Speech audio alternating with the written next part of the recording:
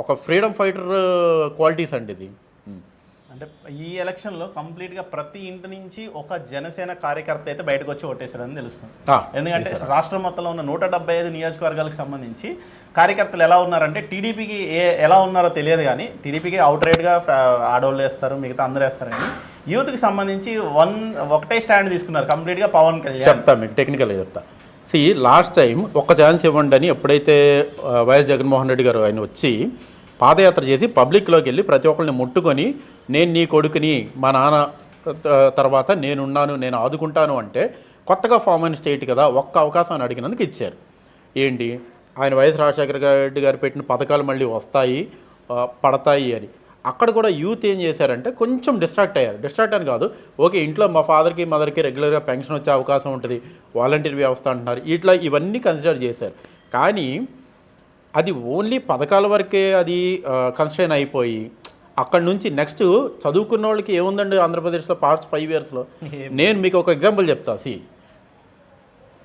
మీరు కృష్ణా బ్యారేజ్ దాటిన తర్వాత అక్కడి నుంచి అమరావతి హైకోర్టుకి వెళ్ళడానికి almost it is around 13 kilometers అండి. ఓకే, ఒక 12 to 13 kilometers ఉంటుంది. ఆ రూట్లో ఒక 4-wheeler వెళ్తే సేఫ్ అండి.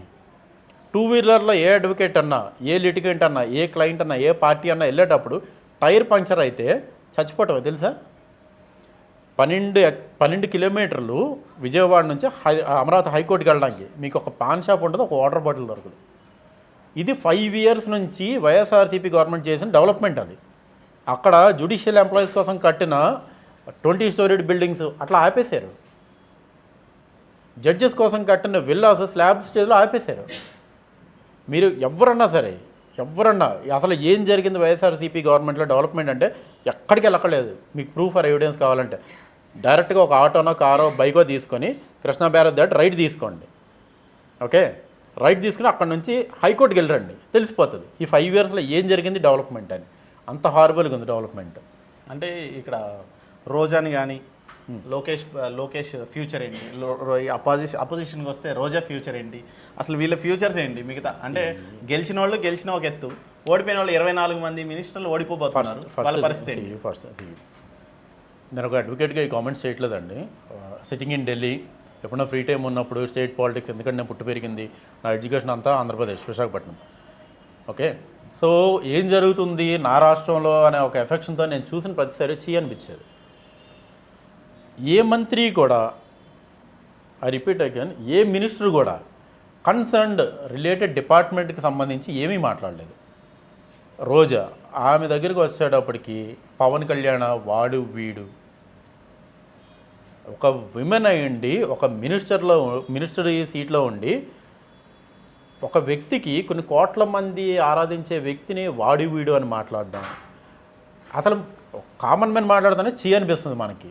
అంత వరస్ట్ అన్పార్లమెంటరీ లాంగ్వేజ్ ఆ వొకాబులరీ. మరి వాళ్ళకి ఏమైనా స్పెషల్ క్లాసెస్ చెప్పారేమో, కూర్చోబెట్టి మినిస్టర్స్ మీరు ఇలా ఈ స్లాంగ్లో మాట్లాడండి అని. అందరూ ఒకే కేటగిరీలో ఆల్మోస్ట్ అందుకే జనాలు చేయన్నారు. కొడాలి నాని అయితే పొద్దున్న 9:30కే కౌంటింగ్ స్టేషన్ నుంచి బయటకు వచ్చేసిన పరిస్థితి. ఒక ఫ్రీడమ్ ఫైట్ జరిగిందండి లిటరల్గా. దీంట్లో పబ్లిక్కే వాలంటరీగా వచ్చి పార్టిసిపేట్ చేశారు. రియల్లీ సెకండ్ ఫ్రీడమ్ ఫైట్ అని చెప్పొచ్చు. ఈరోజు అయితే దసరా దీపావళి 2 కలిపి వచ్చినట్టున్నాయి ఆంధ్రప్రదేశ్కి. అంతేనా? అంతే మరి. ఇక్కడికి వస్తే సెంటర్లోకి వస్తే బీజేపీ పరిస్థితి ఏంటి? బీజేపీ స్ట్రైట్ అవే